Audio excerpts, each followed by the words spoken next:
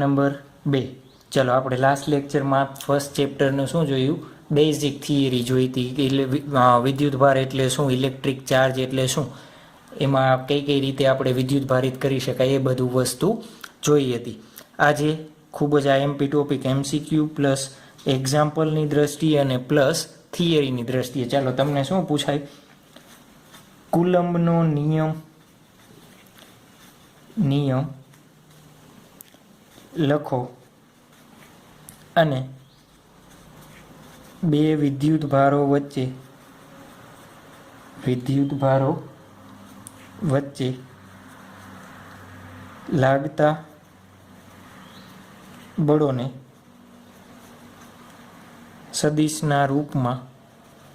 સદિશના સ્વરૂપમાં અથવા રૂપમાં રજૂ કરો.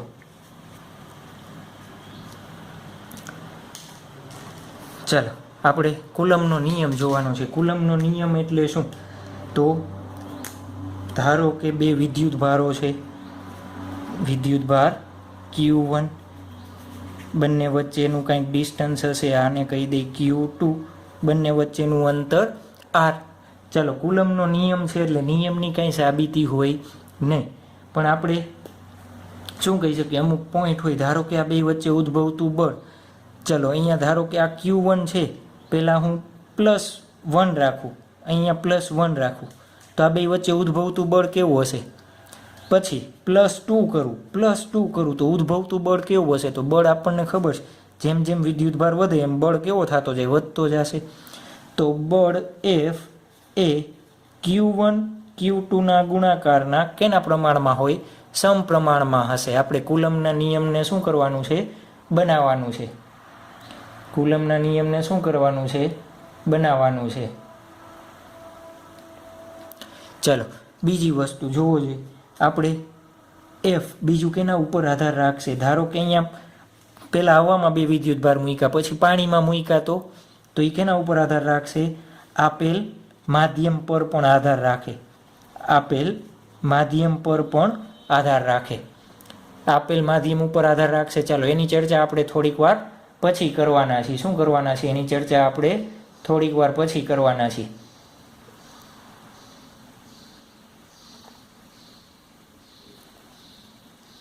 સોરી, વિડીયોમાં અવાજ જતો રહ્યો હતો એટલે સેટઅપ કરવાનું હતું. ચાલો F આપેલ માધ્યમ ઉપર આધાર રાખશે, એની ચર્ચા આપણે પછી કરશું.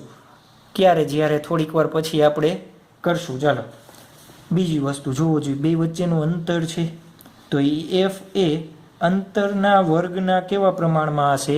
વ્યસ્ત પ્રમાણમાં હશે. અંતરના વર્ગના વ્યસ્ત પ્રમાણમાં. આવું આપણે ક્યાંક ભણી ગયા છીએ. ક્યાં ભણ્યા છીએ? તમને યાદ છે? ક્યાં ભણેલા છીએ આપણે? યાદ છે તમને? ક્યાં? મને યાદ છે, આપણે ગુરુત્વાકર્ષણ બળના કેસમાં જોયું હતું, Gm1m2/r² છે ને. તો આપણે સૂત્ર બનાવશું. એ સૂત્ર કેવું થશે જોવો જોઈએ. તો F આ બધાને હું શું કરી દઉં? ભેગું કરી દઉં તો ચલન પામે છે Q1 Q2/r². ચાલો F બરાબર K Q1 Q2/r² લખી દઉં. ચાલો જ્યાં K એટલે શું છે? K એટલે આપણને થશે કુલમ્બ અચળાંક કહેશું. એને શું કહેશું? કુલમ્બ અચળાંક કહેશું. અથવા બીજા શબ્દોમાં કેવું હોય તો એ આપણે પરમિટિવિટી જોશું. આખો સ્પેશિયલ એના ઉપર એક લેક્ચર બનાવશું. અત્યારે કુલમ્બનો અચળાંક કહીએ. ચાલો એની કિંમત કેટલી થશે? 9 × 10⁹ +9 છે. અહીંયા કેટલા છે? 9. કાઉન્સમાં લખી દઉં, વળી તમે ગોટાવાળો 9 10 છે. ચાલો મારે એને એકમ જોઈ છે, તો એકમ જોતો હોય તો આમાંથી કેને કરતા બનાવી દઉં. કેને હું શું કરી દઉં? કરતા બનાવી દઉં. તો કેને કરતા બનાવો તો શું થશે? F r² Q1 Q2 થશે. આવું થશે ને. ચાલો એનો એકમ બનાવવો છે. Fનો એકમ ન્યૂટન, અંતરનો એકમ મીટર, એનો સ્ક્વેર મીટર², વિદ્યુતભારનો એકમ કુલમ્બ, બીજા વિદ્યુતભારનો એકમ કુલમ્બ, તો કુલમ્બનો સ્ક્વેર. ચાલો કેનો એકમ શું થશે? કુલમ્બ અચળાંક છે, એનો એકમ થશે 9 × 10⁹ ન્યૂટન મીટર² પ્લસ કુલમ્બ સ્ક્વેર. તમને બુકમાં હજી અહીંયા K બરાબર 1/4πε0 જેવું આપ્યું હશે, પણ અહીં આપણે ક્યારે એનો સ્પેશિયલ એક અલગથી લેક્ચર બનાવશું. શું કરશું? અલગથી એનો લેક્ચર બનાવશું, પ્લસ એની સાથે સાથે આપણે એના MCQ પણ જોઈ લેશું. ચલો તો ચાલો આપણે શું લખવું છે? કુલમનો નિયમ લખવો છે. હવે શું લખવો છે? આપણે આ સાબિતી જોઈ તો એનો નિયમ લખશું. શું છે? બે બિંદુવત વિદ્યુત ભારો વચ્ચે, કેવા વિદ્યુત ભારો? બે બિંદુવત વિદ્યુત ભારો વચ્ચે, બે બિંદુવત વિદ્યુત ભારો વચ્ચે પ્રવર્તતું ગુજરાતીમાં સાહેબને લોચા છે, ખબર છે ને? પ્રવર્તતું બળ તે વિદ્યુત ભારોના ગુણાકારના સમપ્રમાણમાં છે ને? આ જ લખીએ છીએ. પછી આનું લખી દેશું ગુણાકારના સમપ્રમાણમાં અને શું લખીએ? તેમની વચ્ચેના અંતરના વર્ગના વ્યસ્ત પ્રમાણમાં. તેમની વચ્ચેના અંતરના વર્ગના વ્યસ્ત પ્રમાણમાં હોય. કેમાં હોય? વ્યસ્ત પ્રમાણમાં હોય. ખ્યાલ આવી ગયો? તમને પૂછાય કુલમનો નિયમ લખી સમજાવો, તો નિયમ પહેલાં તમારે ક્યાં લખવાનો? અહીંયા મેં સમજાવવા માટે શું કર્યું છે? નીચે લખ્યો. તમારે નિયમ પહેલાં લખવાનો, પછી આકૃતિ ડ્રો કરવાની છે. આની કાંઈ જરૂર છે નહીં, સમજાવવા માટે લખ્યું. પછી આ બધા સ્ટેપ અહીંયા સુધી લઈ આવવાના. આ કાંઈ લખવાની જરૂર છે નહીં. ચાલો જોવો જોઈએ. કે કુલમ અચળાંક છે, કે એનું પારિમાણિક સૂત્ર શું થશે? પારિમાણિક સૂત્ર કેનું? થઈ ગયું ને કોમેડી જોક્સ? ચાલો, કેનું પારિમાણિક સૂત્ર શું થશે? ન્યૂટનનું પારિમાણિક સૂત્ર શું થાય? કયો તો ન્યૂટનનું પારિમાણિક સૂત્ર શું થશે? યાદ છે બળનું પારિમાણિક સૂત્ર? ચાલો હોમવર્કમાં જાતે બનાવી લેશો કે બનાવડાવી દેવું જોશે? m1l3 t-4a2. તમને કુલમનું નહીં આવડતું હોય તો હું કુલમનું તમને શીખવાડી દઉં. ચાલો, કુલમ એટલે શું થશે? કુલમનું પારિમાણિક સૂત્ર એમ્પિયર અને ટાઈમ બેયનો શું થાય? ગુણાકાર થાય. કુલમનું પારિમાણિક સૂત્ર શું થશે? Ampere into time. ન્યૂટનનું તમને આવડે છે, મીટર સ્ક્વેરનું L³ અને આનું શું થશે? AT. તો બનાવી લેશો જાતે, મેં બનાવી દીધું. ચાલો અહીંયા આવી જાઓ. આપણે આની કાંઈ જરૂર નથી. આ મેં એકમ બનાવવા માટે લખ્યું હતું ને, આને નંબર 1 કહો. આ જુઓ જોઈએ, સમીકરણ 1માં શું કરીએ છીએ? Q1 Q2 એટલે હું શું લઈ લઉં? એક લઈ લઉં, 1 કુલમ જેટલો લઈ લઉં. અને R એટલે શું લઈ લો? બે વચ્ચેનું અંતર 1 મીટર લઈ લો. ચાલો, તો બે વચ્ચે ઉદ્ભવતું બળ કેટલું હશે? તો F બરાબર K થશે. F બરાબર K થશે. કેટલું હોય? 9 × 10⁹ ન્યૂટન જેટલું. કેટલું હશે? ન્યૂટન જેટલું. તો આના ઉપરથી બીજી વ્યાખ્યા આપવી હોય તો આપી શકાય ને? કેવી રીતના આપી શકાય? બે એકમ વિદ્યુત ભારો વચ્ચે રહે 1 મીટર અંતરે રહેલા બે એકમ વિદ્યુત ભારો વચ્ચે ઉદ્ભવતું વિદ્યુત બળ 9 × 10⁹ કુલમ જેટલું હોય છે. લખી નાખશો ને જાતે. અહીંયા પોઈન્ટ શું કીધું? એકમ અંતરે રહેલા બે એકમ વિદ્યુત ભારો વચ્ચે પ્રવર્તતું વિદ્યુત બળ 9 × 10⁹ ન્યૂટન જેટલું હોય છે. ચાલો, પેરાલિસિસ વાળા જો મારે લખી જ દેવું પડશે ને. એકમ અંતરે રહેલા બે એકમ વિદ્યુત ભારો વચ્ચે પ્રવર્તતું વિદ્યુત બળ 9 × 10⁹ ન્યૂટન જેટલું હોય છે. ચાલો, તમને 2 માર્ક્સમાં ક્વેશ્ચન પૂછાય. શું ક્વેશ્ચન પૂછાય? તો હું અહીંયા લખી દઉં છું. કુલમનો નિયમ લખો 2 માર્ક્સ માટે. કુલમનો નિયમ લખી સમજાવો અને સમજાવો. તો ક્યાં સુધી લખવાનું? આ 2 માર્ક્સનો પ્રશ્ન થઈ ગયો. ક્યાં સુધી? અહીંયા સુધી આવવાનું છે. ચાલો, બીજો ક્વેશ્ચન એમ પૂછાય, કુલમનો નિયમ લખીને સદિશ સ્વરૂપમાં દર્શાવો. શું પૂછાય? સદિશ સ્વરૂપમાં દર્શાવો. ચાલો સદિશ સ્વરૂપમાં જતા પહેલાં સદિશનું થોડુંક રિવિઝન કરવું પડશે. આવડે છે, યાદ છે? અરે સર 11મા ધોરણનું તમે નામ જ લ્યો, 11મામાં ક્યાં ભણ્યા હતા, મસ્તી જ કરી છે ને. ચાલો તો સદિશનું મારે થોડુંક રિવિઝન કરાવવું પડશે ને, તો રિવિઝન કરી નાખીએ. કેનું? સદિશનું. ચાલો ત્રિકોણનો નિયમ હતો, શું હતો? કોઈ એક સદિશ એ હોય એના હેડ સાથે બીજા સદિશ બીની ટેલ મૂકો તો જે દિશામાં સદિશ જતા હોય, અત્યારે સદિશ આ દિશામાં જાય છે ને, એની વિરુદ્ધ દિશામાં પરિણામી સદિશ આર મળે. એટલે આર બરાબર શું થતો? એ પ્લસ બી થતો ને. ચાલો પરિણામી આ શોધવું હોય તો બે સદિશ વચ્ચેનો ખૂણો ધારો કે કેટલો હોય? થીટા ખૂણો હોય. બે સદિશ વચ્ચેનો ખૂણો કેટલો હોય? થીટા. તો આરની કિંમત જોતી હોય તો શું કહેતા આપણે? એનો સ્ક્વેર પ્લસ બીનો square plus 2ab cos theta. આવું સૂત્ર હતું ને, યાદ છે કે ભૂલી ગયા? બાષ્પીભવન થઈ ગયું, બધું બાષ્પીભવન થઈ ગયું ને, ખબર જ હોય. ચાલો બીજી વસ્તુ, ધારો કે આ બે સદિશ હેડ ટુ હેડ નથી, આ રીતના ગોઠવેલા છે. કઈ રીતના? આ રીતે ગોઠવા છે. આ એ, આ બી છે. ચાલો તો એક સદિશ, ત્રીજો સદિશ ધારો કે અહીંયાથી હું આ રીતના ડ્રો કરું, એને આર કહું. તો જોવો જોઈએ હવે શું થશે. આ નિયમ લગાવો તો જોવો જોઈએ, આ સદિશનું હેડ, આ સદિશનું ટેલ, તો આ બેનો સરવાળો બી પ્લસ આર બરાબર એ થવો જોઈએ ને. ચાલો આરની કિંમત જોતી હોય તો આર બરાબર શું આવશે? એ માઇનસ બી. શું આવશે? આરની કિંમત જોતી હોય, બી સામે વહી જશે, એ માઇનસ બી. કેવી રીતના યાદ રાખશો? જે સદિશનો બે હેડ ભેગા થતા હોય તો છેલ્લામાંથી પેલું બાદ કરવાનું. કેમાં? હેડ પાસે છેલ્લામાંથી પેલું બાદ કરવાનું. આ ખાસ યાદ રાખવાનું છે, છેલ્લામાંથી પેલું બાદ કરી દેવાનું. ચાલો બીજું, હજી બે સદિશ અહીંયા થીટા હતો તો પરિણામી સદિશનો ખૂણો આલ્ફા હોય ને, આલ્ફાની કિંમત કેવી રીતના મળશે? તો tan આલ્ફા બરાબર બીટા બી સાઇન થીટા છેદમાં એ પ્લસ બી કોસ થીટા.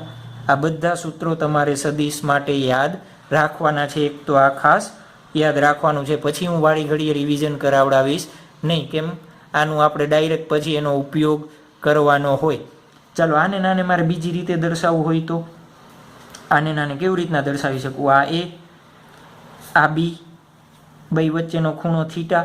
ચાલો એનો પરિણામી સદિશ મારે દર્શાવવો હોય તો આ બંનેની વચ્ચે કંઈક મળશે આર. મને આ આર છે એ ક્યાં મળશે? બંનેની વચ્ચે. તો આપણે આનો પણ ઉપયોગ અત્યારે આ ચેપ્ટરમાં ઘણી બધી જગ્યાએ કરવાના છીએ. ચાલો સદિશ સમજાઈ ગયું, આવડી જશે ને સદિશ. ચાલો આગળ જતાં પહેલાં, સદિશ સ્વરૂપમાં જોતા પહેલાં જુઓ તો મારે એનો ગ્રાફ બનાવવો છે. સાહેબ તમે ગ્રાફ બધાય જાજા કરાવડાવો છો, પણ એમસીક્યુ માટે આઈએમપી છે તો કરાવવા જ પડે ને. ચાલો એફ આર, કેનો એફ અને આરનો ગ્રાફ ડ્રો કરવો છે. જોવો જોઈએ કેવા છે? અંતરના વર્ગના વ્યસ્ત પ્રમાણમાં. જેમ અંતર નાનું એમ એફની કિંમત મોટી, જેમ અંતર વધતું જશે એમ એફની કિંમત કેવી થતી જશે? ઘટતી જશે. કેવો મળે? પેરાબોલા મળશે. કેવો મળે? પેરાબોલા. પેરાબોલા એટલે સાહેબ ગુજરાતી કયો, ઇંગ્લિશ નહીં, પરવલય. શું થાય? પરવલયના સ્વરૂપમાં હશે. ચાલો આવડી જશે. હજી આપણે શું જોયું? 2 માર્ક્સનો ક્વેશ્ચન જોયો, કુલમનો નિયમ લખી અને સમજાવો. તો અહીંયાથી અહીંયા સુધી આ તમે એક રિવિઝનનો હેડિંગ માંધી અને શું કરી દેજો? રિવિઝન તરીકે યાદ રાખી લેશું આપણે. ચાલો ખ્યાલ આવી જશે.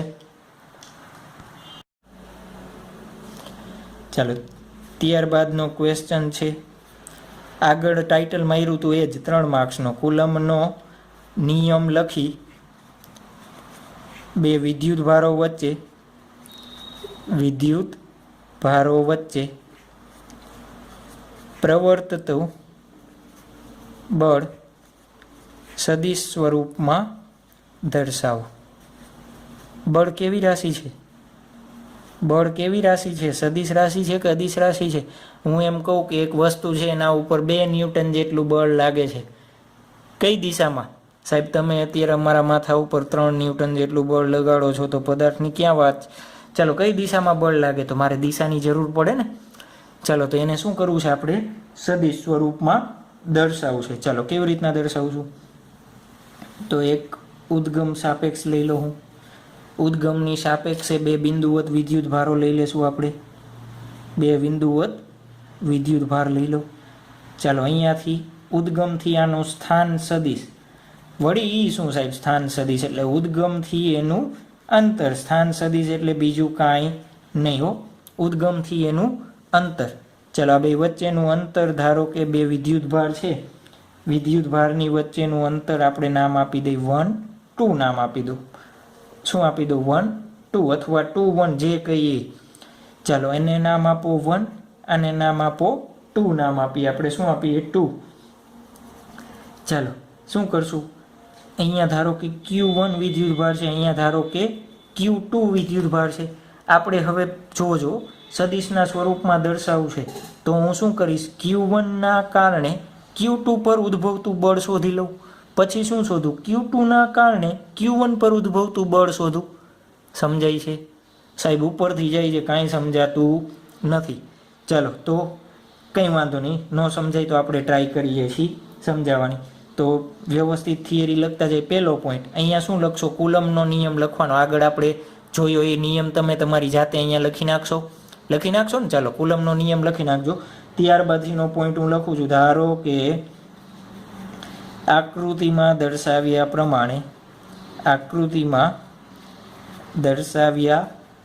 પ્રમાણે બે સમાન પ્રકારના, ચાલો અહીંયા ધન હોય તો અહીંયા ધન, અહીંયા ઋણ હોય તો અહીંયા ઋણ, બરોબર છે, સમાન પ્રકારના વિદ્યુત ભારો, એક શબ્દ વાપરી દઉં બિંદુવત. કેમ બિંદુવત શબ્દ વાપરીએ છીએ આ ભણી જાય પછી આપણે કહેશું. સાહેબ તમે પછી બધું જ હજુ પછી રાખો છો ને. Q1 અને Q2 ના સ્થાન સદિશ એટલે બીજું કાંઈ નહીં હો. Q1 અને Q2 ક્યાં પડ્યા છે એ દર્શાવે. ધારો કે તમે માર્કેટમાં વસ્તુ લેવા મમ્મી મોકલે, મારી ધોકાવીને મોકલતા હોય, પરાણે થેલો લઈને, એમાં થોડોક થેલો જૂનો હોય તો હું નહીં જવો, તો એ થેલો લેવા જાઓ અને મમ્મી કાંઈક ભૂલી ગયા વસ્તુ કહેવા, અને પછી શું આપે? તમને ફોન કરે, ક્યાં છો? તમે શું કહ્યું? માર્કેટમાં. પણ માર્કેટમાં કઈ જગ્યાએ છો? તો તમે શું કહેશો? પેલા ફલાણા ભાઈની દુકાનથી 2 મીટર આઘો ઊભો છું એમ કહેશો ને. તો એ ફલાણા ભાઈની દુકાન તમારું શું થયું? સાપેક્ષ, એનાથી 2 મીટર દૂર. તો આ Q1 ને એ જ રીતના વિચારો. આ O છે એ O ને વિચારો ફલાણા ભાઈની દુકાન. Q1 કેટલા અંતરે છે? R1 અંતરે. સમજાણું કે ન સમજાણું? ચાલો આ થઈ ગઈ વાર્તા. હવે આપણે શું શોધવું છે? તો Q1 ના કારણે Q2 પર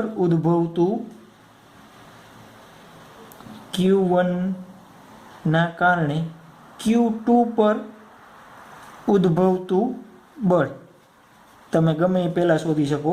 Q1 ના કારણે Q2 ઉપર. ચાલો અહીંયા ધન વિદ્યુતભાર મૂકેલો ધારો, અહીંયા ધન વિદ્યુતભાર મૂકેલો ધારો. ચાલો બે ધન વિદ્યુતભાર છે, બે વચ્ચે શું થશે? અપાકર્ષણ થશે.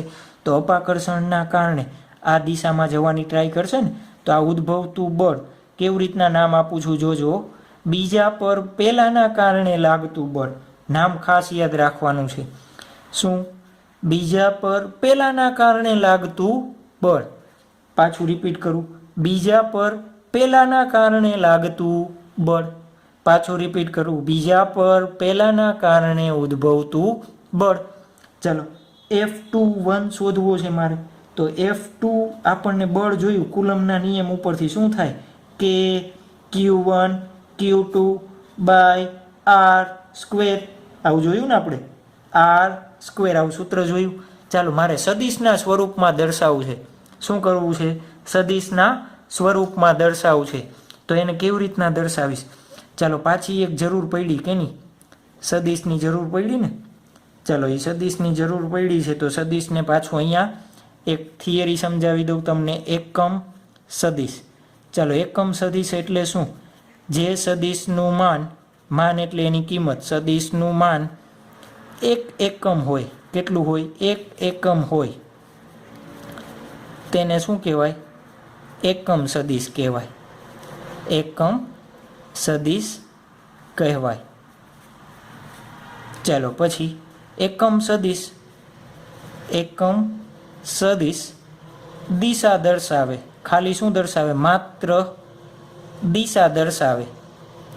ચાલો રિક્વાયરમેન્ટ હોય તો હું સદિશનું એક શક્ય હોય તો આખો સદિશનો વિડીયો લેક્ચર જ અપલોડ કરી દઈશ ટૂંક સમયમાં, એટલે એમાંથી રિવિઝન કરી લેશું આપણે નીટમાં આના ઘણા બધા MCQ પૂછાય છે એટલા માટે. ધારો કે એક સદિશ એ છે, બરોબર છે, એનું માન એને ગુણ્યા એકમ સદિશ.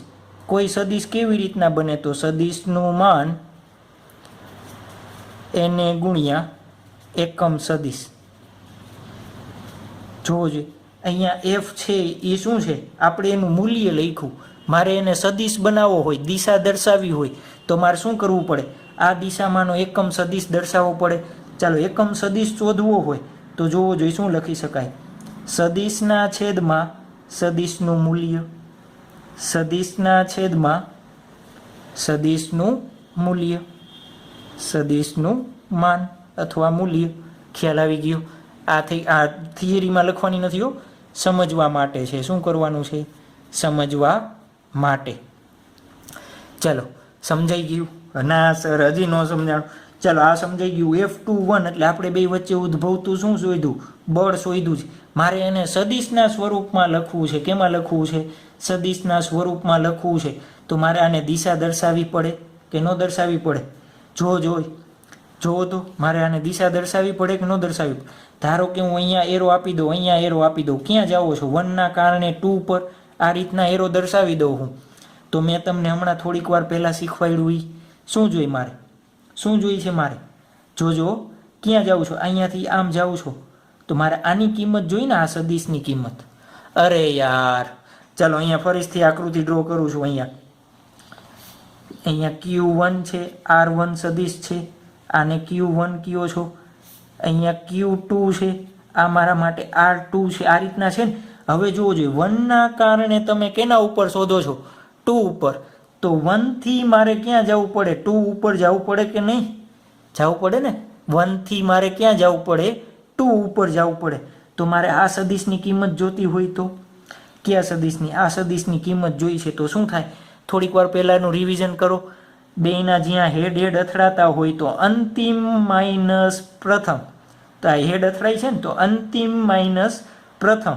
તો R2 સદિશ માઇનસ R1 સદિશ લખી દો આને. અરે યાર નો સમજાણું પાછું. શું કહું છું? આગળની થિયરી જોવો જોઈએ. અહીંયાથી હેડ, અહીંયાથી ટેલ. તો જોવો જોઈએ શું થશે? અંતિમ માઇનસ પ્રથમ. આગળનું રિવિઝન કરી લેજો હજી પાછું. હમણાં થોડીક વાર પહેલાં જ સમજાવ્યું છે હો એ જ. તો મારે જોવો જોઈએ આ સદિશ મળ્યો. મારે આ સદિશનો કેવો જોઈએ? એકમ સદિશ જોઈ. અહીંયા મારે ગુણાકારમાં શું જોશે? એકમ સદિશ જોશે. જોવો જોઈએ સદિશ કેવી રીતના બને? મારે આ F21 સદિશ બનાવવો છે તો આ એનું મેં માન લખ્યું છે. માન ગુણ્યા એકમ સદિશ જોઈ મારે કે ન જોઈ? ચાલો એકમ સદિશ જોઈ તો મારે એકમ સદિશ આ દિશામાંનો જોશે. જોઈ ને. ચાલો એ દિશામાંનો એકમ સદિશ હોય એને હું શું કહી દઉં? R2 માઇનસ R1 કેપ આખાની શું કહી દઉં? કેપ. એકમ સદિશ કેના વડે દર્શાવાય? કેપ વડે દર્શાવાય છે. એટલા માટે મેં શું લખી? કેપ લખી છે. ચાલો એકમ સદિશની કિંમત શું છે જુઓ તો? એકમ સદિશની કિંમત શું છે જુઓ તો સદિશના છેદમાં આ. તો હું અહીંયા લખું કે Q1 Q2, અહીંયા અંતર લખી નાખું R21 માન. અહીંયા શું લખી દઉં? R21 બેની વચ્ચેનું છે ને, તો R21 એનો સ્ક્વેર માનાંક લીધો છે. માનાંક પછી આપણે સમજશું. ચાલો આની જગ્યાએ મારે લખવું હોય તો ઉપર શું આવે? સદિશ આવે. ચાલો સદિશ તો R2 માઇનસ R1 એ તો સદિશ જ છે. છેદમાં એનું મૂલ્ય. એનું મૂલ્ય એટલે શું લખું? માનાંકમાં લખી દઉં R2 માઇનસ R1. જો અહીંયા સદિશ છે એ સદિશને જ મેં માનાંકમાં લખ્યો છે ને. અહીંયા અરે યાર નિશાની રાખો કે ન રાખો કાંઈ ફેર પડશે નહીં. ચાલો તો શું થશે જોવો જોઈએ. F21 બરાબર શું લખું? જોવો તો શું લખું હું? F21 બરાબર કે Q1 Q2 છેદમાં R21 છે એને મારે આ રીતના લખું માનાંકમાં R2 માઇનસ R1. તો તમને કાંઈ વાંધો છે? અરે યાર માનાંકની કિંમત કેવી રીતના શોધવી? ધારો કે આ સદિશ એ છે. સદિશ એની કિંમત તમને 3i caret plus 4j caret હોય તો એનું માનાંક શોધશો તો શું આવે? વર્ગમૂળમાં 3નો વર્ગ પ્લસ 4નો વર્ગ બરાબર 5 મળશે તમને. અથવા અહીંયા માઇનસ 3i કેરેટ લ્યો, માઇનસ 4j કેરેટ લ્યો. પણ વર્ગમૂળમાં તમે વર્ગ કરો છો એટલે નિશાનીથી કાંઈ મતલબ છે નહીં. તો અહીંયા હું R2 માઇનસ R1 લખું અથવા R1 માઇનસ R2 લખું તો એનો કાંઈ મહત્વ છે નહીં. કેમ? એનું માનાંકમાં છે એટલા માટે. તો એને ગુણ્યા અહીંયા હતું આનો વર્ગ બાકી છે ને જી વર્ગ, તો અહીંયા R2 માઇનસ R1 છેદમાં R2 માઇનસ R1. ચાલો શું થશે? કે Q1 Q2 છેદમાં R2 માઇનસ R1 એનો ક્યુબ R2 માઇનસ R1. ચાલો આને સાદી ફોર્મમાં લખવું હોય તો કે Q1 Q2 આને નામ આપી દઉં R21 કહી દઉં છેદમાં R21 નો ક્યુબ. તો આ થઈ ગયું આપણા માટે સદિશ સ્વરૂપ. કેનું? પહેલા દ્વારા બીજા વડે ઉદ્ભવતા બળનું શું થઈ ગયું? સદિશ મૂલ્ય થઈ ગયું. એ જ રીતના આપણે શું કરશું? બીજા દ્વારા પહેલા વડે ઉદ્ભવતું મૂલ્ય શોધશું. ખ્યાલ આવે છે? ચાલો હવે શું શોધવું છે આપણે? Q2 ના કારણે Q1 પર ઉદ્ભવતું બળ શોધવું છે. ચાલો એને આપણે નામ આપશું F12. શું નામ આપશું? F12. ચાલો F12 શોધવું છે. પાછું કિંમત શું થશે? કે Q1 Q2 by R12 no માનાંકમાં square લખો કે ઓમ સ્ક્વેર લખો ગુણ્યા એકમ સદિશ. ચાલો આના માટેની આકૃતિ, આ આકૃતિ તમે છે ને એ અહીંયા ડ્રો કરજો સમજવા માટે. અને આની આકૃતિ હું અહીંયા ડ્રો કરું છું. Q1 જગ્યા નથી ને, ચાલો અહીંયા ડ્રો કરી દઉં છું. જગ્યા નાની ને થિયરી મોટી છે ને, જગ્યા નાની ને થિયરી મોટી. ચાલો હવે જુઓ ક્યાં જવાનું કહે છે તમને? 2 થી 1 પર Q2 ના કારણે Q1 પર ઉદ્ભવતું બળ. પાછળના પેજમાં નવેસરથી લખવું છે આખું. ચાલો પાછળના પેજમાં આપણે નવેસરથી લખીએ. બીજા પેજમાં ડ્રો કરવાનું કીધું હતું ને, વચન આપ્યું હતું ને. ચાલો વચન પાડીએ ને. 1 તમે એક્ઝામમાં એક જ આકૃતિ ડ્રો કરો તો ચાલે હો, 2 ડ્રો કરવાની જરૂર નથી. ખ્યાલ આવી ગયો? નહીં સર અમે તો 2 જ ડ્રો કરશું. તમે 2 ડ્રો કરી છે. ચાલો આ આપણા માટે શું હતો? R2 હતો આપણા માટે. આ શું હતો? R2 હતો. ચાલો હવે આપણે શું શોધવું છે? Q2 ના કારણે Q1 પર ઉદ્ભવતું બળ એને આપણે F1 પર 2 ના કારણે લાગતું બળ, 1 પર 2 ના કારણે લાગતું બળ, 1 પર 2 ના કારણે લાગતું બળ. જ્યાં સુધી ન આવડી જાય ત્યાં સુધી રિપીટ કરવાનું છે. ચાલો બંને વચ્ચેનું અંતર R12 કહી દઈ. શું કહી દઈ? R12. ચાલો બળ આપણે શોધવું છે. શું થશે બળ? એટલે F12. ચાલો બળનું મૂલ્ય કે Q1 Q2 બાય R12 નો સ્ક્વેર. માનાંક લઈ લીધો. માનાંક કેમ લીધો છે આગળ તમને ખબર છે. અહીંયા ગુણાકારમાં શું આવે? અહીંયા એનું માન આવે એને ગુણ્યા એકમ સદિશ. શું આવે? એકમ સદિશ. કયો એકમ સદિશ જોવો છે? ચાલો અહીંયાથી R1 છે, અહીંયાથી R2 છે. આપણે ક્યાં જવું છે? 2 થી 1. ક્યાં જવું છે? 2 થી 1. કેમ? અહીંયા ઉદ્ભવતું બળ, અહીંયા ઉદ્ભવતું બળ કઈ દિશામાં હશે? F12 આ દિશામાં હશે. F12 કઈ દિશામાં હશે? આ દિશામાં હશે ને. કઈ દિશામાં સાહેબ? આ દિશામાં. પણ કઈ દિશામાં? લેફ્ટ હેન્ડ સાઈડ થશે ને. અહીંયા કઈ સાઈડ થશે? Left side. ચાલો તો મારે આ દિશાનો સદિશ જોતો હોય તો જોવો જોઈએ બેયના હેડ ક્યાં ભટકાય છે, માથું ક્યાં ભટકાય છે બેયનું? 1 પાસે. તો 1 માઇનસ 2. મારે આ સદિશ છે એ સદિશનો શું લેવો પડે? શું લેવો પડે? એકમ સદિશ લેવો પડે. આ રીતના માથે ટોપી પહેરાવી પડે ને. શું કરવી પડે? ટોપી પહેરાવી પડે. ચાલો કે Q1 Q2 divide by R12 છે તો R12 એટલે શું લખી દઉં? R1 માઇનસ R2 લખી દઉં. એનો માનાંક એનો સ્ક્વેર. શું સર કાંઈ ટપો તો પડતો નથી. ચાલો આ સદિશ સ્વરૂપ છે, સદિશ સ્વરૂપ પાછી એક નોંધ યાદ દેવડાવી દો, તમને વારે ઘડીએ મારે યાદ દેવડાવવું પડે. એક માનાંક ઇન્ટુ એ કેપ. ચાલો એ કેપની કિંમત જોઈ તો સદિશના છેદમાં એનું માનાંક આવે, તો આને મારે સદિશના સ્વરૂપમાં છે ને ભાઈ બાદબાકી કેવી છે? સદિશના સ્વરૂપમાં. સર સદિશની બાદબાકી અમને આવડતી નથી, તો એક ટૂંક સમયમાં એના હું લેક્ચર્સ ઓનલાઈન મૂકી દઈશ, તો આપણે જોઈ લેવાના. ચાલો રેડી. શું થશે? કે Q1 Q2 ડિવાઈડ બાય શું લખી દઉં આખાને? R1 માઇનસ R2 એનો ક્યુબ એને ક્રોસ R1 માઇનસ R2. ચાલો અહીંયા શું રાખું છું? કે Q1 Q2 ડિવાઈડ બાય માનાંક છે તો માનાંકને R12 નો ક્યુબ લખી દો. હવે આગળનું જુઓ તો F21નું સૂત્ર જુઓ તો શું હતું? કે Q1 Q2 divide by R21 એનો ક્યુબ. અહીંયા સદિશના સ્વરૂપમાં શું હતું? R2 માઇનસ R1 હતા. ચાલો મારે અહીંયા R2 માઇનસ R1 બનાવવા હોય તો માઇનસ નિશાનીને બહાર કાઢવી દઉં. બહાર કઢાવવી હોય તો શું કરવી પડે? ઉલટી કરાવવી પડે. ઓમેટિંગ કરાવી દઉં. ચાલો ઓમેટિંગ કરાવી દીધી. અંદર શું થઈ જશે? ઉલટી. ઉલટી ન થાય, નિશાની ઉલટી જાય. શું થાય? નિશાની ઉલટી જાય. F12 જુઓ જો આ બે માનાંક છે. આગળ તમે અંતર આટલું જ લેતા. માનાંક એટલે શું દર્શાવે? તમને અંતર દર્શાવે ને. ચાલો અંતર જ છે તો અહીંયા શું થશે? R12 બરાબર R21. આ બંને સરખા છે, આ બંને સરખા થઈ ગયા.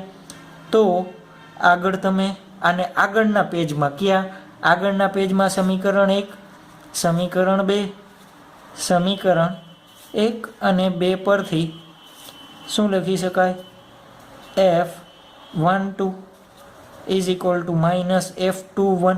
અથવા તમે એમ કહેશો શું સર તમે તો આવું સાબિત કર્યું, તો બંને વસ્તુ એક ને એક છે. ખ્યાલ? તો આ થઈ ગયું એનું સદિશ સ્વરૂપ. 3 માર્ક્સમાં આઈએમપી ક્વેશ્ચન છે, ખાસ યાદ રાખજો. 3 માર્ક્સ માટે આઈએમપી થિયરી છે. ચાલો આવડી જશે ને? ચાલો સરસ. ત્યારબાદ આપણે ગુરુત્વાકર્ષણ બળ મેં હમણાં શરૂઆતમાં ચર્ચા કરી, તો એ ગુરુત્વાકર્ષણ બળ અને વિદ્યુત બળ વચ્ચે શું તફાવત અથવા સમાનતા છે એ આપણે જોઈએ. ત્યારબાદ આપણે જોવાનું છે વિદ્યુત બળ અને ગુરુત્વાકર્ષણ બળ વચ્ચેનો તફાવત જોવાનો છે અને સમાનતા જોવાની છે.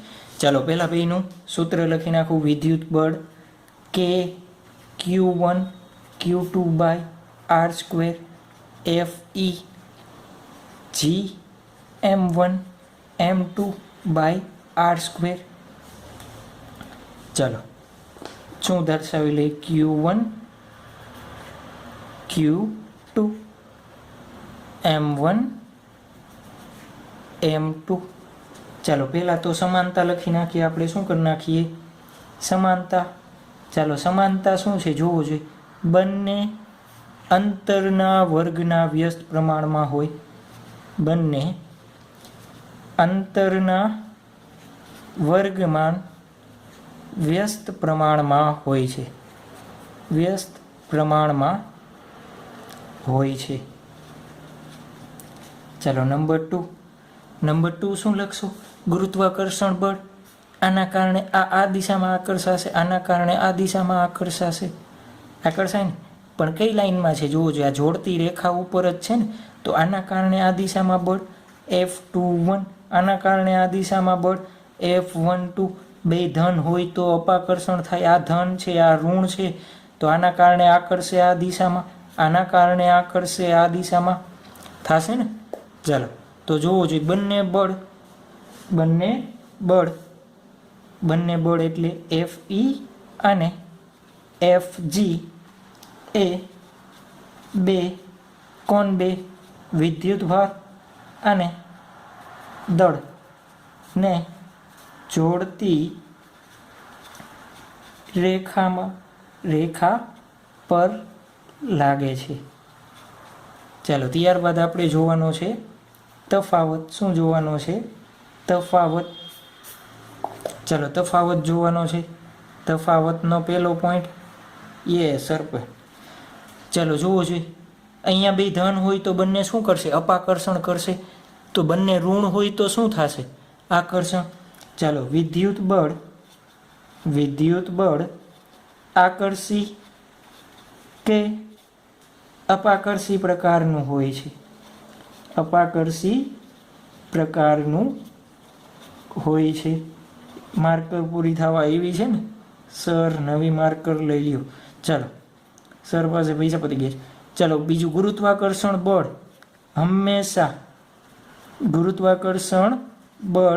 હંમેશા આકર્ષી પ્રકારનું હોય છે. મારા ઉપર વિશ્વાસ ન હોય તો સ્ટાન્ડર્ડ 11 ભાગ 1 ચેપ્ટર નંબર 8 તમે જોઈને વેરીફાઈ કરી શકો છો. ગુરુત્વાકર્ષણ બળ હંમેશા આકર્ષી પ્રકારનું હોય છે. સર 11 માની યાદ નહીં અપાવવાની, કંઈ વાંચ્યું જ નથી ને. ચાલો નંબર 2, પોઈન્ટ નંબર 2, વિદ્યુત બળ માર્કર દેખાય છે ને? ઓકે ચાલો દેખાય છે. વિદ્યુત બળ એ માધ્યમ પર આધાર રાખે છે. માધ્યમ પર આધાર રાખે છે. કેવી રીતે? કેની કિંમત આપણે જોશું ક્યાંથી માધ્યમ ઉપર આધાર રાખે છે. અત્યારે ખાલી જાણકારી માટે લઈ લ્યો, એક સ્પેશિયલ લેક્ચર આના ઉપર બનવાનો છે, ત્યારે ખ્યાલ આવી જશે. નંબર 2, ગુરુત્વાકર્ષણ બળ તમે પાણીમાં પડો, હવામાં પડો કે તેલમાં પડો, એ માધ્યમ ઉપર આધાર રાખતું નથી. ગુરુત્વાકર્ષણ બળ એ માધ્યમ પર દેખાય છે ને માર્કર? આજનો દિવસ ચલાવી લ્યો, કાલે નવી આવી જશે. આધાર રાખતું નથી. ચલો નંબર 3, તફાવત. વિદ્યુત બળનું મૂલ્ય વધારે હોય છે. વિદ્યુત બળનું મૂલ્ય વધારે હોય છે. ચાલો હવે તો માર્કર બદલાવી જ પડશે. એક લાસ્ટ ઓપ્શન મારી પાસે માર્કરનો છે. કેવો કલર? પિંક કલર છે ને. બીજો એક ઓપ્શન માર્કરનો મારી પાસે આઈ થિંક છે નહીં, કેમ કે હતા એટલા માર્કર બધા મેં ફિનિશ કરી દીધા. યલો છે એક. ચલો યલો દેખાય તો આપણે યલો માર્કરથી લખીએ. દેખાય છે? નથી દેખાતો. ચલો યલોને છોડો. એક જાંબલી માર્કર છે, એ દેખાય છે. ચાલો જાંબલી ચલાવીએ આપણે. કલર આપણને જાજી ખબર પડે નહીં, જે કલર હોય. ચલો શું છે? ગુરુત્વાકર્ષણ બળનું મૂલ્ય ઓછું હોય છે. સર એ કેના ઉપરથી કહી શકો? તો જીની કિંમત તમને યાદ છે કેટલી હોય? 6.67 ક્રોસ 10⁻11 ન્યૂટન મીટર સ્ક્વેર પર કેજી સ્ક્વેર. જ્યારે અહીંયા કેની કિંમત 9 ક્રોસ 10⁻9 ન્યૂટન મીટર સ્ક્વેર પર કુલમ સ્ક્વેર. તફાવત દેખાય જ છે. કઈ કિંમત વધારે હશે, કઈ કિંમત ઓછી હશે. ચાલો તફાવત હજી ન દેખાતો હોય તમને તો ત્યાર પછી આપણે એક MCQ જોઈએ. શું જોઈએ? એક MCQ જોઈએ. ચાલો MCQ નંબર 1 આપી દો. શું કહે છે? અમુક અંતરે રહેલા બે ઇલેક્ટ્રોન, અમુક અંતરે રહેલા બે ઇલેક્ટ્રોન માટે Fe અને Fg નો ગુણોત્તર શોધો. તમને ગિવન છે. ગિવન ન હોય તો તમને આવડવું જોઈએ. ઇલેક્ટ્રોનનો વિદ્યુતભાર -1.6 ક્રોસ 10⁻19 કુલમ. ઇલેક્ટ્રોનનું દળ 9.1 ક્રોસ 10⁻31 kg. આ વસ્તુ તમને આવડવી જોઈએ હો. કેની કિંમત 9 cross 10⁻9 newton metre square coulomb square. જીની કિંમત 6.67 ક્રોસ 10⁻11 ન્યૂટન મીટર સ્ક્વેર પર કેજી સ્ક્વેર. ચલો આટલી વસ્તુ તમને આપેલી. ચાલો શું શોધવું છે? Fe અને Fg નો ગુણોત્તર શોધવો છે ને. ચાલો Fe નું સૂત્ર K Q1 Q2 by R square છેદમાં જી એમ ઈ એનું આર સ્ક્વેર. ચાલો આર સ્ક્વેર કેન્સલ, શું વધે છે કે Q1 એટલે 2 ઇલેક્ટ્રોન છે તો 2 ઇલેક્ટ્રોનનો વિદ્યુતભાર ઈનો સ્ક્વેર કહી દઉં, ઈ છે ને. ચાલો માઇનસ નિશાની ન મૂકો તો ચાલશે. માઇનસ નિશાની શું દર્શાવશે? તમને દિશા દર્શાવશે. એક નોંધ મારી દો. કઈ નોંધ? તમારે જ્યાં નોંધ મારવી હોય ત્યાં નોંધ મારી દો. નોંધ શું? કુલમ્બ બળના સૂત્રમાં ક્યુની નિશાની મૂકવાની નથી. નિશાની મૂકવાની નથી હો. શું કહું છું? મૂકવાની નથી. ક્યારે પણ મૂકતા નહીં, નકર વળી શું થઈ જશે? ગોટા ચડી જશો ને. જી બે સરખા જ છે તો એમનો સ્ક્વેર લખ દો, એમ ઈનો સ્ક્વેર. ચાલો કિંમત 9 ક્રોસ 10⁻⁹ ઈની કિંમત 1.6 ક્રોસ 10⁻⁻19 એનો સ્ક્વેર છેદમાં જી 6.67 ક્રોસ 10⁻11 9.1 ક્રોસ 10⁻31 એનો સ્ક્વેર. એનું સાદુરૂપ આપશો તમે એટલે રાઉન્ડ તમને મળશે 10⁻42. આગળ જે આવી તમારે સાદુરૂપ આપી દેવાનું. આનો મતલબ શું થયો? થાકી ગયો. 10⁻42 Fg. બે ઇલેક્ટ્રોન વચ્ચે ઉદ્ભવતું ગુરુત્વાકર્ષણ બળ કરતા એનું વિદ્યુત બળ કેવું હોય? 10⁻40 ગણું હોય. કીધું ને અહીંયા વિદ્યુત બળનું મૂલ્ય કેવું હોય? વધારે હોય છે. જ્યારે ગુરુત્વાકર્ષણ બળનું મૂલ્ય કેવું હોય છે? ઓછું હોય છે. તો આ એની સાબિતી થઈ ગઈ. ચાલો ત્યારબાદ આપણે જોવાનું છે ઉદાહરણ. ત્યારબાદ ઉદાહરણ નંબર 4. આપણે આગળનો જે MCQ જોયો એના જેવું જ છે. ચાલો ઉદાહરણ નંબર 4 શું આપેલું છે? એની અંદર પાછું 1 ઇલેક્ટ્રોન અને પ્રોટોન. નંબર 2 બે પ્રોટોન વચ્ચે લાગતા Fe અને Fgના ગુણોત્તર શોધો. ચાલો બે પહેલાં તો આપણે નંબર 1 શોધવાનું છે ને. કેની વચ્ચે? ઇલેક્ટ્રોન અને પ્રોટોન. ઇલેક્ટ્રોન અને પ્રોટોન માટે. ચાલો ઇલેક્ટ્રોન અને પ્રોટોન માટે આપણે શું શોધવું છે? Fe અને Fgનો ગુણોત્તર શોધવો છે. ચાલો ઇલેક્ટ્રોન અને પ્રોટોન વચ્ચે ઉદ્ભવતું વિદ્યુત બળ કેવી રીતના આપીએ છીએ આપણે? Fe બરાબર K Q1 એટલે ઇલેક્ટ્રોનનો વિદ્યુતભાર, Q2 એટલે પ્રોટોનનો વિદ્યુતભાર છેદમાં બંને વચ્ચેનું અંતર r². ચાલો બંને વચ્ચે ઉદ્ભવતું ગુરુત્વાકર્ષણ બળ. બંને વચ્ચે ઉદ્ભવતું ગુરુત્વાકર્ષણ બળ Fg બરાબર કેપિટલ G mp પ્રોટોનનો અને ઇલેક્ટ્રોનનું દળ છેદમાં બંનેનો વર્ગ. આપણે શું જોઈ છે? Fe બાય Fgનો ગુણોત્તર જોઈ છે.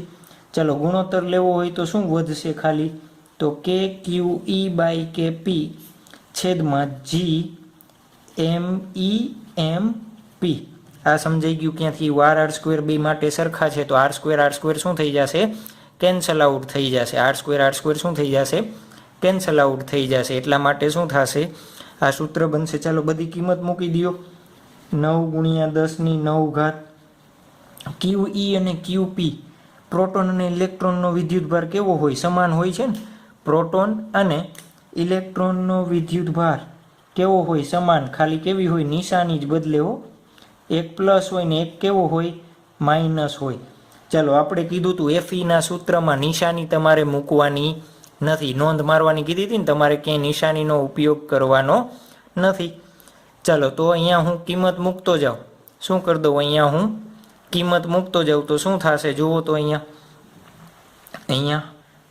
1.6 ક્રોસ 10⁻⁻19 એનો સ્ક્વેર લખી દો છેદમાં G 6.67 ક્રોસ 10⁻11 ME તમને આપેલો છે અને MP આપેલો છે તો બંનેની કિંમત હું મૂકી દઉં.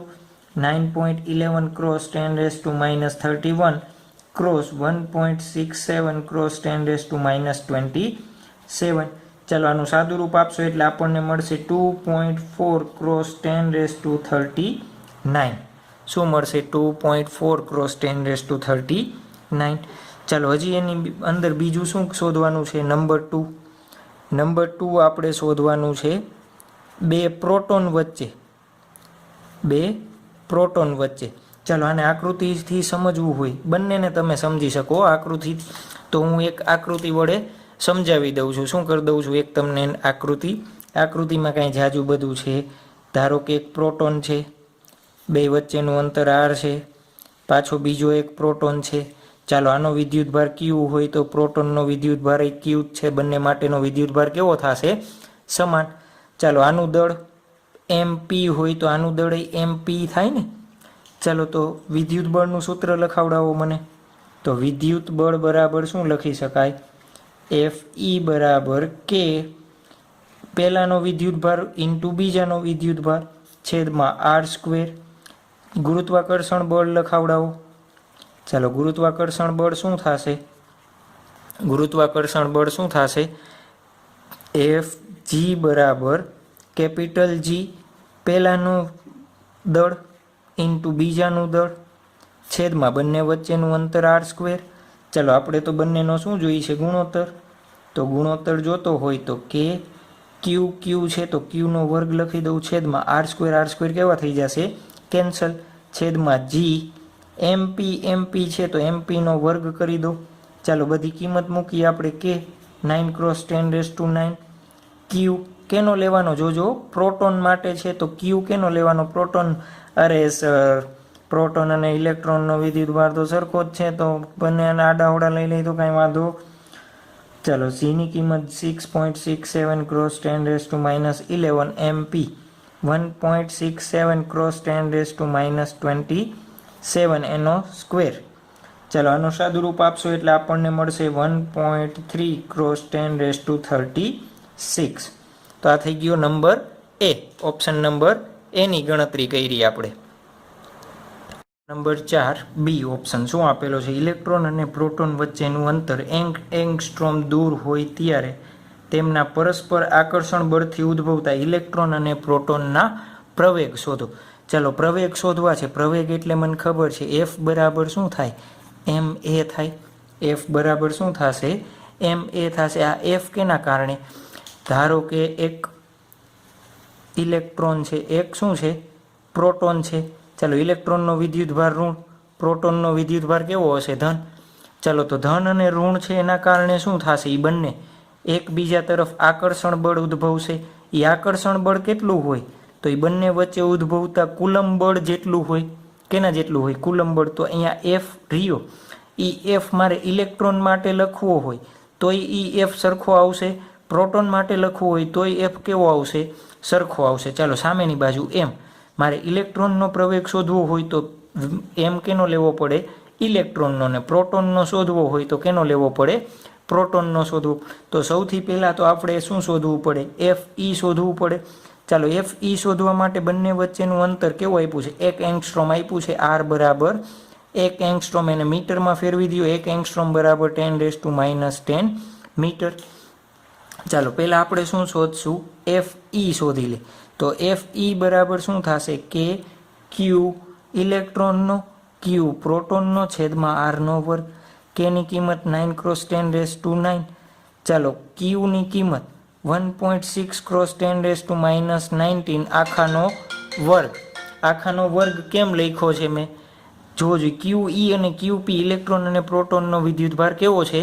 સમાન છે. એટલા માટે છેદમાં r² r² એટલે 10⁻10 એનો સ્ક્વેર. તો આપણે શું કરવાનું છે? બંનેને સાદુરૂપ આપી દઈએ આખાનું. તો આપણને મળશે 23×10⁻9 ન્યૂટન. ચાલો મળ્યું આટલું. હવે જુઓ જોઈએ આપણે અહીંયા પહેલાં કેના માટે શોધવો છે? તો ઇલેક્ટ્રોનનો પ્રવેગ શોધવો છે. કેનો પ્રવેગ? ઇલેક્ટ્રોનનો પ્રવેગ શોધવો છે. તો આ સૂત્ર શું બની જશે? Fe બરાબર mea. તો a બરાબર શું થશે? Fe ના છેદમાં me. ચાલો Fe એટલે 23×10⁻9.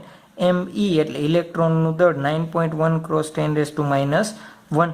તો ઇલેક્ટ્રોનનો પ્રવેગ એ કેટલો મળશે આપણને? 2.5×10⁻22 મીટર પર સેકન્ડ સ્ક્વેર. ચાલો હજી આપણે શું શોધવાનું છે? પ્રોટોનનો પ્રવેગ શોધવો છે. તો પ્રોટોનનો પ્રવેગ બરાબર પ્રોટોનનો પ્રવેગ. ચાલો તો આ સૂત્ર શું બનશે? Fe બરાબર mp પી પ્રોટોનનું દળ ઇન્ટુ એપી, એ એટલે પી એટલે પ્રોટોનનો પ્રવેગ. ચાલો પ્રોટોનનો પ્રવેગ તો શું થશે? એફ ઈના છેદમાં એમપી. એફ ઈની કિંમત આપણે શોધેલી છે 23 × 10⁻⁹ છેદમાં એમપીની કિંમત 1.67 × 10⁻27. આ બધી કિંમત તમને આપેલી ન હોય તો તમારે યાદ રાખવાની છે. ચલો તો કેટલો આવશે? 13.77 × 10⁻18 મીટર પર સેકન્ડ સ્ક્વેર. તો આપણા માટે થઈ ગયું ઉદાહરણ નંબર 1.4. ચાલો હવે આપણે શું જોશું? એમસીક્યુ. નેક્સ્ટ એમસીક્યુ શું આપેલું છે આપણને? એક વિદ્યુતભાર ક્યુ, એક વિદ્યુતભાર છે ક્યુ જેટલો. એ વિદ્યુતભારને એવી રીતે વિભાજિત કરવામાં આવે છે કે જેનાથી બંને નવા વિદ્યુતભાર વચ્ચે ઉદ્ભવતું બળ મહત્તમ બને છે.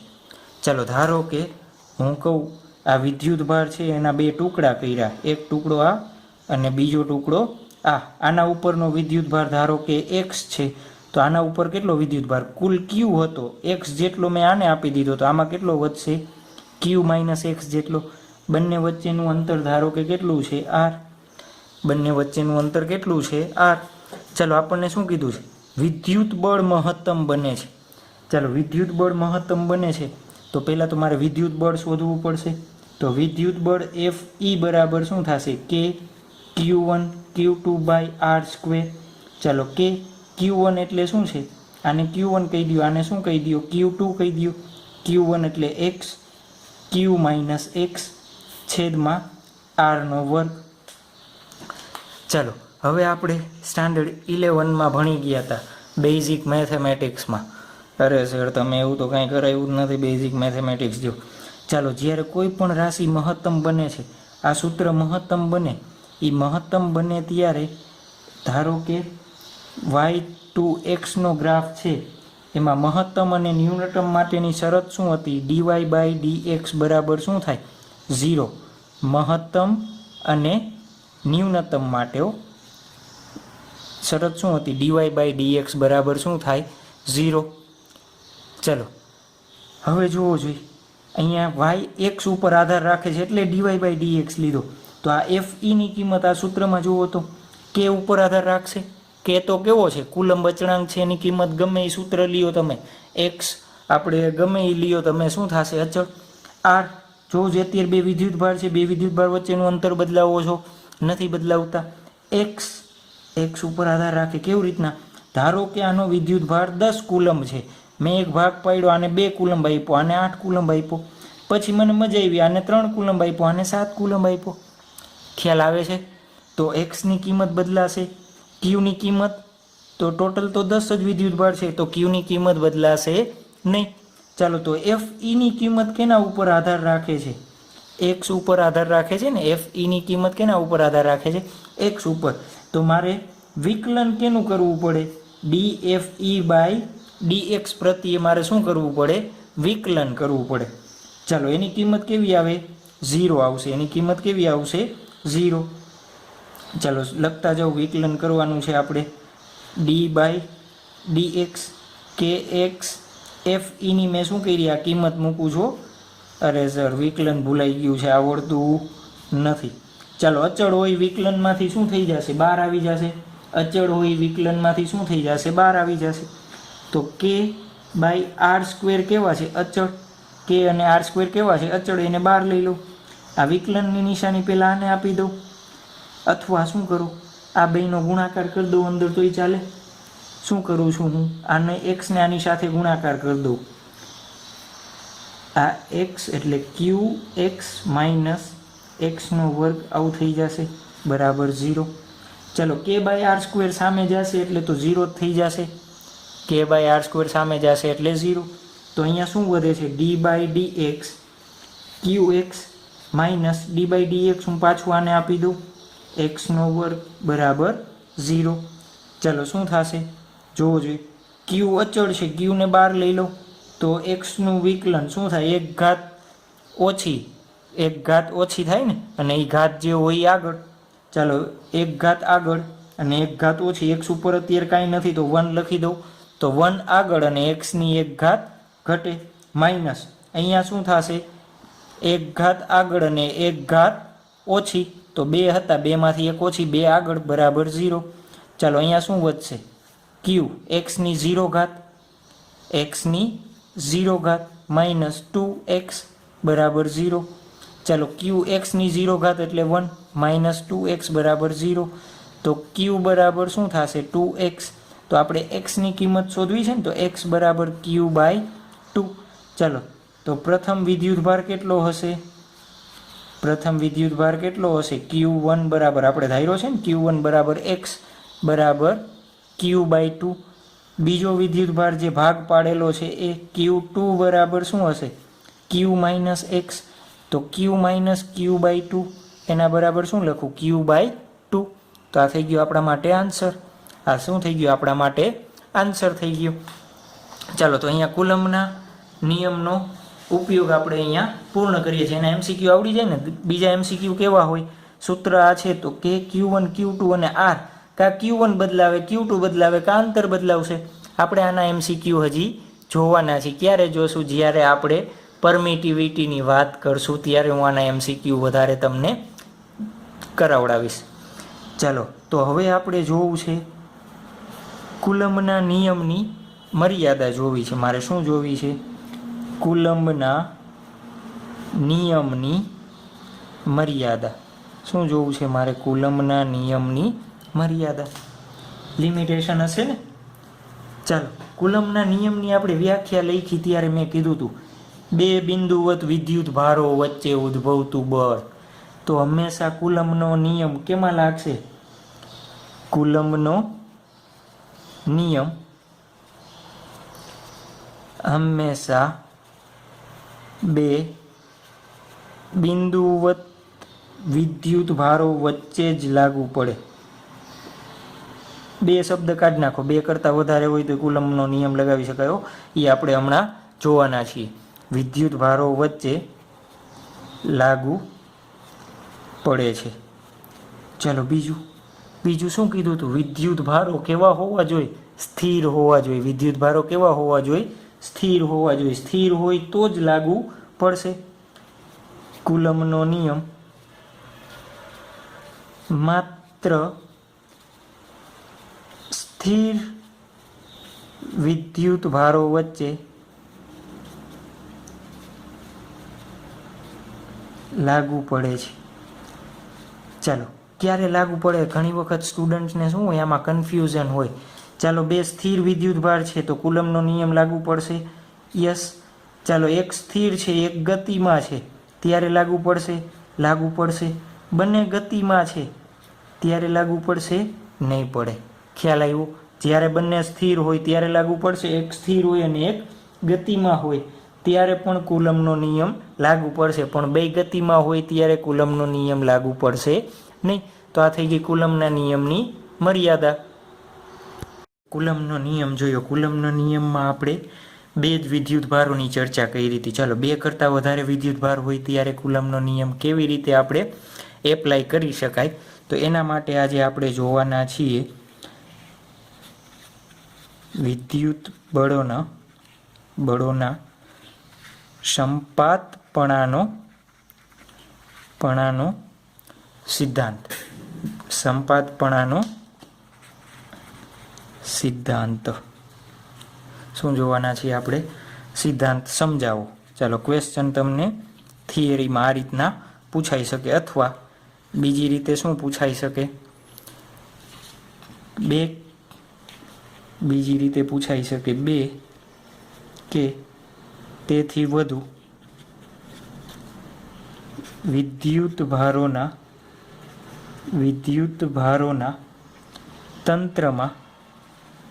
તંત્રમાં તેમાંના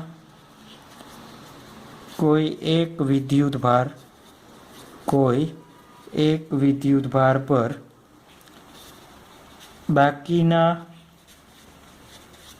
વિદ્યુતભારો વડે લાગતું વિદ્યુત બળ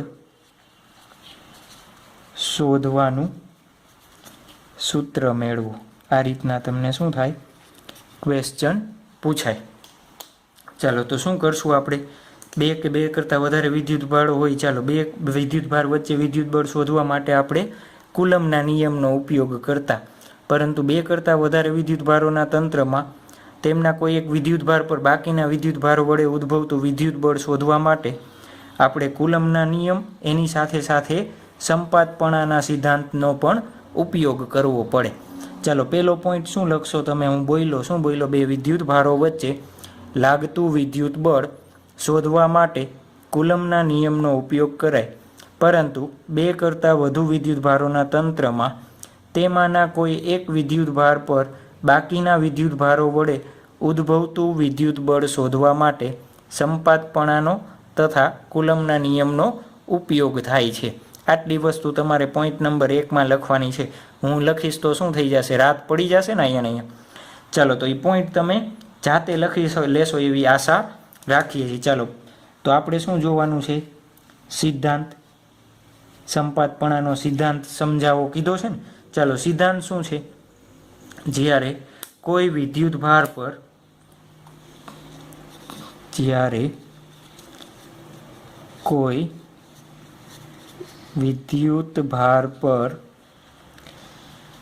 એક કરતાં વધારે કુલમ્બ બળો લાગતા હોય ત્યારે તે ક્ષણે તેના પરનું પરિણામી કુલમ્બ બળ દરેક, અત્યારે હું લખું છું એટલે તમને સમજાશે નહીં, પણ હમણાં આપણે સમજીએ એટલે તમને આ શું લખેલું છે એ ખ્યાલ આવી જશે. દરેક સ્વતંત્ર કુલમ્બ બળના સદિશ સરવાળા જેટલું થાય. ચાલો શું કહેવા માગે છે, જ્યારે કોઈ વિદ્યુત ભાર પર એક કરતાં વધારે કુલમ્બ બળો લાગતા હોય, ચાલો સમજ, આ થિયરીમાં પૂછાય તો આ થિયરીમાં તમારે લખવાનું નથી, સમજવા માટે છે ખાલી. જે અત્યારે અહીંયા લખીએ છીએ ને કેના માટે છે, સમજવા માટે. ચાલો હું બોક્સ બનાવી દઈશ. ધારો કે બે વિદ્યુત ભાર Q1 છે, Q2 છે, તો આના વડે એક બીજા વડે ઉદ્ભવતું બળ હશે ને. ધારો કે બીજા ઉપર પહેલા દ્વારા ઉદ્ભવતું બળ આ જ રીતના લખીએ છીએ ને, તો શું થશે, એને સદિશમાં આ રીતના લખી શકાય, બીજા પર પહેલા દ્વારા ઉદ્ભવતું બળ આ રીતના મળે. ચાલો બે નહીં, 3 વિદ્યુત ભાર છે. કેટલા છે, ધારો કે 1, 2 અને 3 વિદ્યુત ભાર છે. તો આને 1, 2 અને 3 નામ આપો, Q1, Q2, Q3. ચાલો બીજા ઉપર મારે ઉદ્ભવતું બળ શોધવું હોય તો જોજે, પહેલા દ્વારા બળ લાગશે, ત્રીજા દ્વારા બળ લાગશે.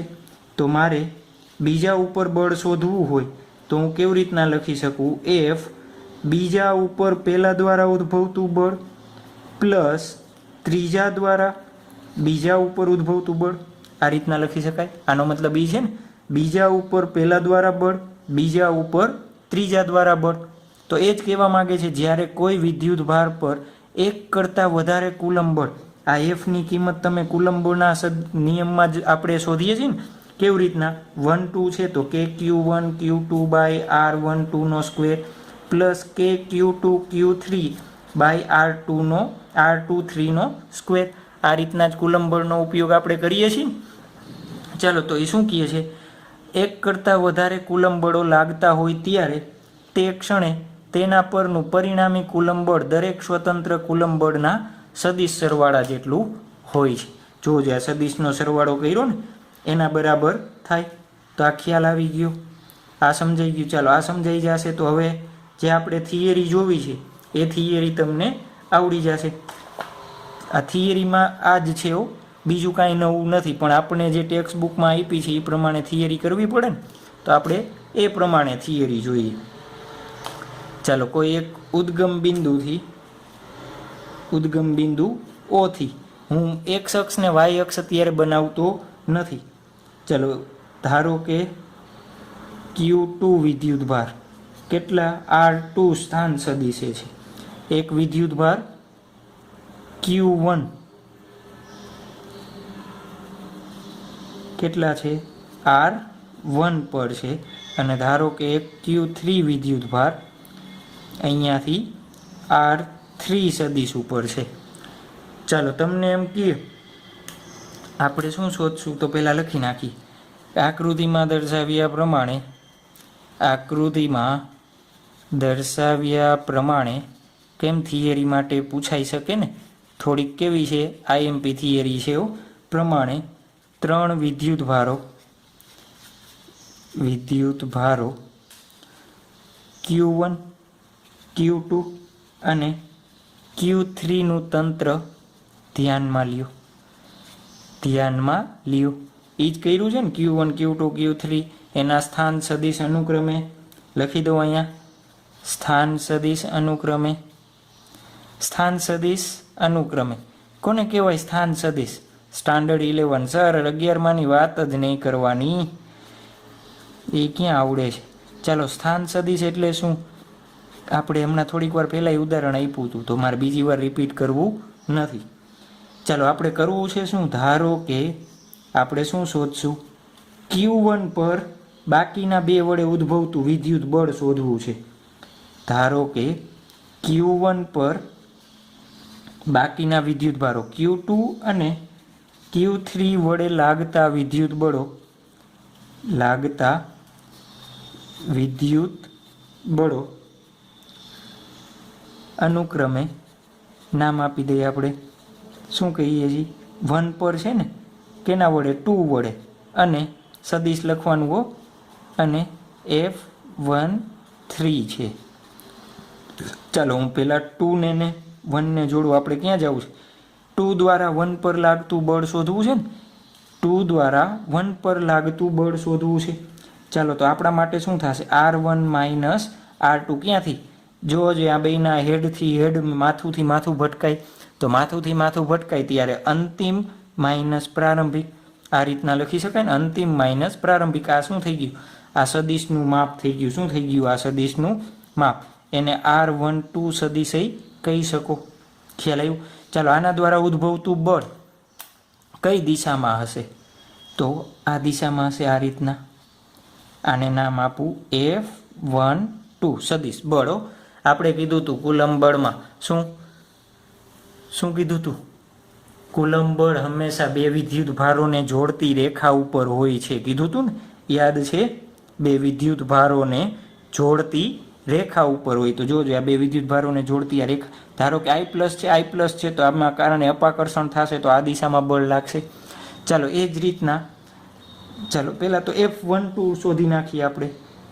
F12 શું થશે? લખાવો જોઈએ કે Q1 Q2 બાય સદિશ R12 નો સ્ક્વેર, અને અહીંયા શું લખી નાખું? R12 ટોપી કેરેટ. શું લખી નાખું? R12 caret. સદિશના ફોર્મમાં લખ્યું છે આપણે, જો સદિશ સરવાળો થાય કીધું છે ને. ચાલો એ જ રીતના F13, તો 1 ને 3 ને જોઈન્ટ કરી દો આ રીતના.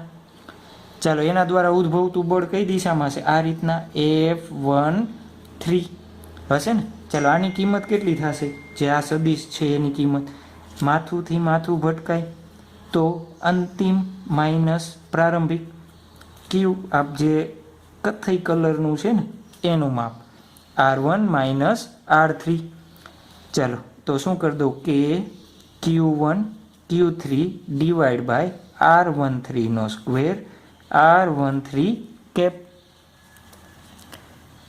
ખ્યાલ આવી ગયો? ચાલો સંપાતપણાનો સિદ્ધાંત આપણને શું કહે છે? જોજે, સંપાતપણાના સિદ્ધાંત અનુસાર इस गुरुकुल की परंपरा है. મૂવીના ડાયલોગ સર તમે જોવો છો. ચાલો શું હતું સંપાતપણાનો સિદ્ધાંત? 1 ઉપર ઉદ્ભવતું કુલમ્બ બળ આ બેના સદિશ સરવાળા બરાબર હોય. જો કોઈ વિદ્યુત ભાર પર 1 કરતાં વધારે કુલમ્બ બળો લાગતા હોય, તો અહીંયા F2 ઉપર જોજો આ રીતના થશે. તો અહીંયા શું લખું? 1 2 પ્લસ 1 3 લખી દઉં. વાંધો નથી ને કાંઈ? આપણે શું લખ્યું એ પાછળ અહીંયા લખી દઉં છું. F12 plus F13. ખ્યાલ આવી ગયો? ચાલો F12 અને 13ની કિંમત જોવો જોઈએ. અહીંયા છે, આ છે, એ બે મૂકી દઉં. મૂકી દઉં ને, મને યાદ છે હો, તમને યાદ ન હોય તો તમારે આગળ જોઈ લેવાનું. KQ1 Q2 R12 square R12 ટોપી, KQ1 Q3 R13 square R13 ટોપી, R13 ટોપી કેપ. ઇંગ્લિશમાં શું કહો છો? કેપ. તો આ એનું શું થઈ ગયું? ચાલો આમાંથી કંઈ કોમન નીકળે એ કાઢી લે. તો KQ1 જ નીકળશે ને કોમન, ખાલી શું નીકળશે? KQ1. તો કાઉન્સમાં શું વધે છે? Q2 by R12 square R12 ની cap plus Q3 R13 square plus plus નહીં R13 કેપ. કેપ શું દર્શાવે? એકમ સદિશ દર્શાવે ને, થોડીક વાર પહેલાં જોયું હો, ભૂલી ન જતા. ચાલો આ બે વિદ્યુત ભારના બદલે ધારો કે n વિદ્યુત ભારોનો બનેલો હોય તો, n વિદ્યુત ભારોનું તંત્ર હોય તો, ચાલો n વિદ્યુત ભારોનું તંત્ર હોય તો કેવી રીતના કરશું જોવો તો આ સૂત્રને હું આવી રીતના લખી દઉં. 1 ઉપર ઉદ્ભવતું જ શોધવું છે. તો KQ1 કાઉન્સમાં, ચાલો પહેલાં આ ફોર્મ નથી લખવું, આપણે આ લખી દઈએ. F12 બીજા વડે પહેલા પર, ત્રીજા વડે પહેલા પર, ચોથા વડે પહેલા પર, અપ ટુ ક્યાં સુધી? n વડે પહેલા ઉપર. n વિદ્યુત ભાર છે ને. ચાલો પછી આના ફોર્મમાં લખવું હોય તો મારે આ ફોર્મમાં, તો KQ1 કોમન નીકળશે. તો શું આવશે? Q2 ના છેદમાં R12 square R12 cap plus Q3 ના છેદમાં R13 square R13 cap plus up to plus Qn ના છેદમાં R1n સ્ક્વેર R1n કેપ. તો આ થઈ ગયું આપણા માટે થિયરી પૂછાય તો આપણે શું કરવાનું છે? અહીંયા સુધી લખવાનું છે. ખ્યાલ આવી ગયો? આવડી જશે ને? ચાલો હવે તો આપણે એના શું જોવાના છે? MCQ જોવાના છે.